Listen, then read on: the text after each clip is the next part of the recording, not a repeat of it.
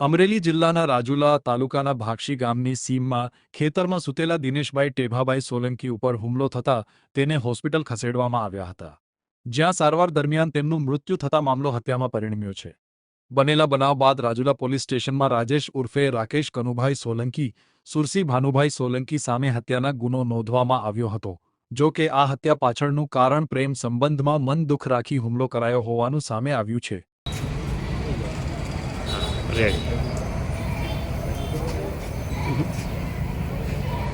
બરોબર।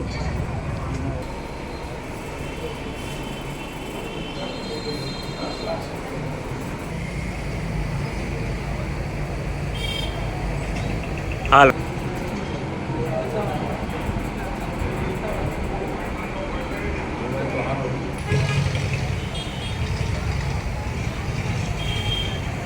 રાજુલા પોલીસ સ્ટેશનની અંદર ગઈકાલ તારીખ 21/4/2026 રોજ એક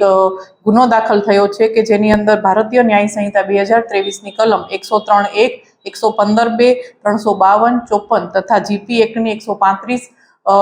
મુજબનો એક ગુનો દાખલ થયો છે કે જેની અંદર આ ગુનાની હકીકત એવી છે કે આ ગુનાના કામના જે મરણ જનાર છે, જેનું નામ છે દિનેશભાઈ ટભાભાઈ સોલંકી,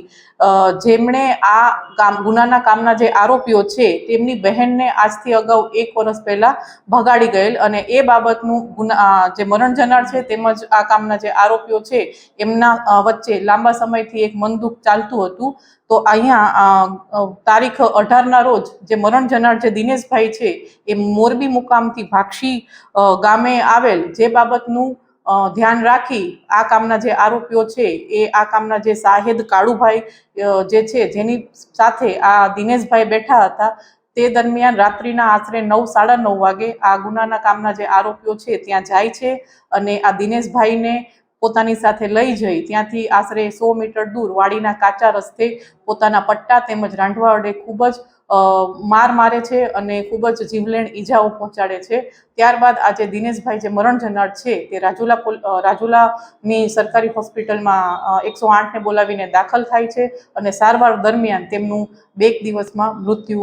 પામેલ છે। તો એ જે ગુનો દાખલ થયો છે અને હાલ એની તપાસ અહીંયાના SHO કરી રહ્યા છે અને આ ગુનાના કામના તમામ ત્રણેય આરોપીઓને પોલીસ દ્વારા અટક કરવામાં આવેલ છે।